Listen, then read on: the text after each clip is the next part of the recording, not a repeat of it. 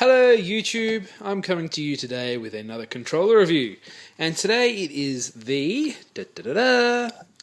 Energizer Wild Things, or Wild Things Energizer. I'm not really sure which way around it goes, but here it is. It's for the Super Nintendo as usual. It has a 1.25 meter long cable, which is really short, so you basically have to be sitting on top of the machine to work it. But it's actually a really decent controller, even though a lot of these third-party ones seem to be a piece of rubbish.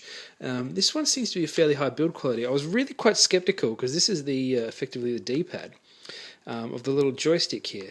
But it's actually really responsive. The only thing I would have liked to have seen was maybe a little bit more grip on it. As I don't know if you can see, it's actually fairly, well, it's basically the same texture as the rest of the control pad, minus a few ribs that don't really stick out that far. To be able to stop, your finger slipping off. But if you push hard enough, that's not really a problem. So what have we got on here? More buttons than you can poke a stick out for a Super Nintendo controller. Obviously, the standard 4 buttons off the side, the L and R buttons on the back, in a bit of a weird position, the L button and the R button. But that actually does seem to work alright when you're holding it, and you'll be doing most of your work up around here.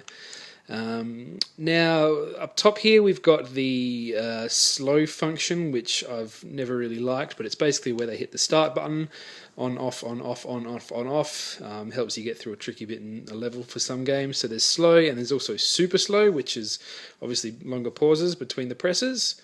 Have the select and start button. That always felt weird to me when I was playing with this one earlier. Felt like the start button should be up here and the select one down here, but that's just my personal preference. More L and R buttons down here. We've got our turbo controls here. You can see there's off, turbo and auto. So off obviously being off, just pressing the button normally. Turbo, when you hold the button, it does auto fire basically, and auto, you don't even have to hold the button and it does its thing. Down the bottom, it took me a while to figure out what these three were for, but I quickly worked it out.